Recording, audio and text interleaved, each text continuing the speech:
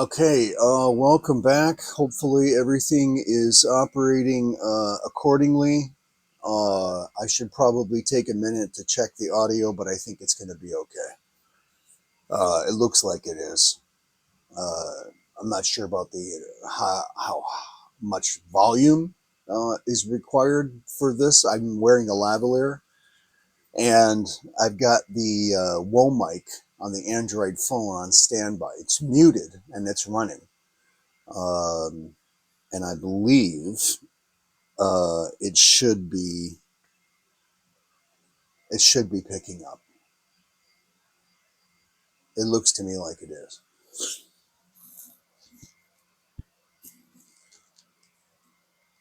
Some interesting developments have occurred, as always. Seems like every time I turn the camera on, I have something to say. Some new development has happened. In the last 72 hours, there's been some remarkable Soviet naval activity. Um,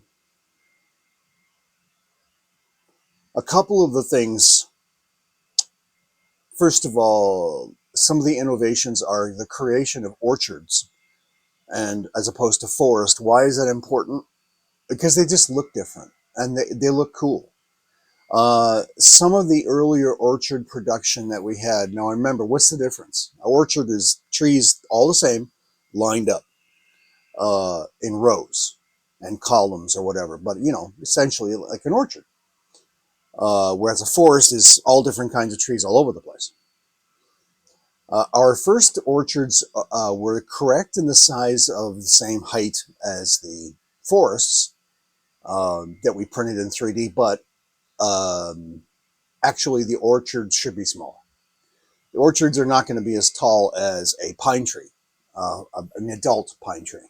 Orchards are going to be the size of the, say, the boulevard tree in your front yard. Not even, not even that tall. Imagine that they're an orchard tree is small. That's all there is to it. Small. So we've reconfigured the printing of the orchards to be a smaller looking visual of the orchards. The second development was the discovery. We shot in the dark, just through a dartboard, a dart at a dartboard. Tan colored filament. Now, as you're seeing here, we color or spray paint our hexagon hills tan color. Why? It's not the desert. Why is it tan? For a couple of reasons. One, the finish doesn't reflect the light, and if it was green, it might. We haven't really experimented painting green yet.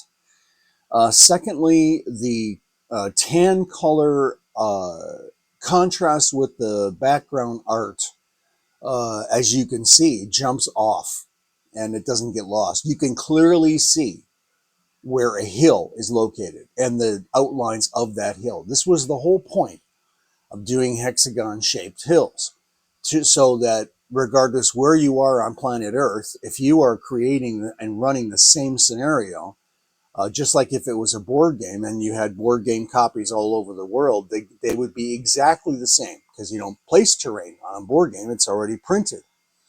Well, for us, yes, it's printed, but we're also putting on 3D terrain. So all the terrain is exactly the same. So a group in Austria can play the game at the same time the group in Toronto does, and we can enjoy, the camaraderie and broadcast on the internet of the two games going on at the same time, yada, yada. You get the idea.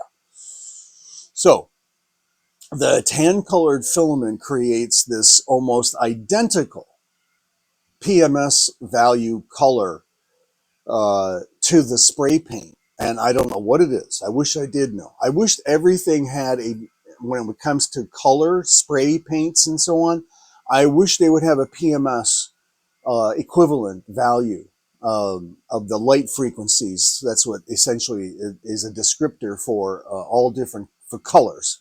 I forget what PMS stands for. Photometric Society or something like that. Anyway, PMS colors are widely, there are other societies that have regulations adopted for standards of color. PMS is one of them.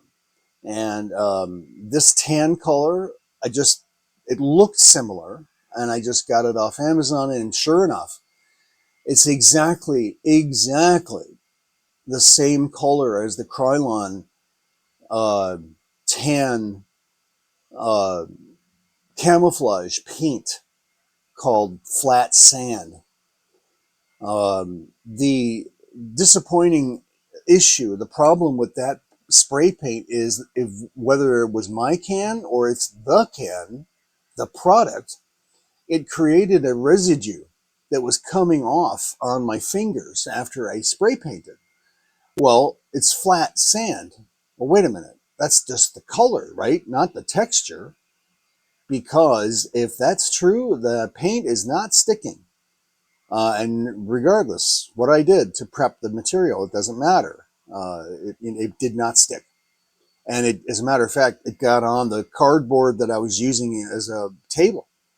So something was either wrong with that can or that paint is defective. It does not stay on. And how I got around it was I started spray paint. Well, I've spray coated these hills right here. I have many more hills that we've printed over the last months. And some of them 1 inch tall. These are 12 millimeter, half-inch tall hills that are spray painted. But now with the tan colored filament, we can proceed and not worry about that. So why don't we have green? Well, like I said, the contrast, I'm sure we could have a green, the paper right now that the maps are printed on is a lime green. It's actually very light green for drawings, blueprints, and so on, coming out of our 36-inch wide printer. So having green hills, printed green filament, it doesn't seem like, there's really good colored greens out there. And the browns are a little different too. Anyway, so the printing in green, I wasn't sure that was going to look right because hills aren't really green because, well, they can be, in Brussels, right? And maybe at the Battle of Waterloo, fields were green, meadows were green, and hills therefore were green. But uh, you look around and the hills are not really green. They're just kind of like, olive or something. The grass doesn't seem to be the same on a hill as it is off a hill. Maybe that's because of water accumulation. I don't know. But anyway, that's the situation. So the hills, we didn't want to print them or paint them a green color. Of course you could. It's up to you. But we're not. And also there's the issue of the science fiction. Even though these are 12 millimeter and in our version of Battletech called Hex Command Nova, we don't have or want hills that are this small. These are only 12 millimeter, and if you look at the table, you can see these mechs over here are huge by comparison, which is why we created the 1 inch hills, because they have to be, well, 1 inch is 1 inch. The hills have to be significant in regard to the model. I mean, they have to be somehow close, at least more than halfway as tall as the model that's on the game table. In order to adhere to some kind of time and space displacement or reduce it, there should be some close proportionality. And a 12 millimeter high hill with a 60 millimeter tall, that's right, we don't play with small mechs. We make and print large mechs because we want to see them. Again, it's a pretty big disparity. So 1 inch tall, 1 inch tall hills, 25 millimeter 50 to 60 millimeter tall mech, which is like, 2 inches, 2.5 inches. The hills have to be a little bit larger than they are here. This was all the 12 millimeter hills, and these forests were meant for 10 millimeter Civil War. And right now, we have decided that we can use paper miniatures that are close to printed, uh, 18 millimeter ish, maybe 15 millimeter, and the hills and the forests work. So that's what we have done. Okay, so we're done with this episode, and thank you again for watching. And we will come back with some more details. We've got pictures; you've seen them probably, uh, of the mech of the new locust design, which we discovered, and the elephants and the chariots that we are using. These are 3D printed, but we're using them with the paper miniatures because we're going to be making an ancients paper miniature army. Why? Terry, you've got 1/72 scale, wonderful figures. Why bother with, paper? Well, because we foresee paper is going to become a bigger deal, uh, for reasons that we're all pretty aware of, as import issues happen and prices are going to go up. Paper provides for a user the creation of a army or armies in a very short period of time, like a day. I would say 2 hours. Once the art is printed, you fold it in half, you put it on a movement thingy, a stand-up, standy, whatever you want to call it, or in some cases, the figures stand up on their own when they're folded like a tent. Either way. So that's what we're considering doing so that we can have that option available. Also, the use of paper miniatures does modify hex command rules a little bit, uh, in some cases. Uh, so, yes, it's true that we did print those elephants pretty big, and the chariots are pretty big. They're about 18 millimeter. Let's just call them 15 millimeter size. They should have been printed a little bit smaller, so we may have to just redo them all, because of the fact that they may be just too big. I don't know. We'll see when we get more of the paper army of the Romans and Carthaginians or whatever we want to do printed. Then we'll see what those elephants look like. Right now, they look like they're fine in relatively close scale to the paper miniatures. So the paper miniatures also allows us to create an entire Napoleonic army. We have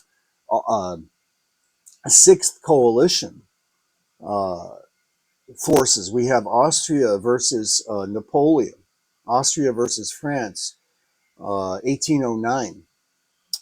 But the paper miniatures allows us to do Waterloo, and that's a big battle, and all other big battles we will be able to do printed on a seconds notice for different kinds of uniforms and such. I mean, that's really what it comes down to.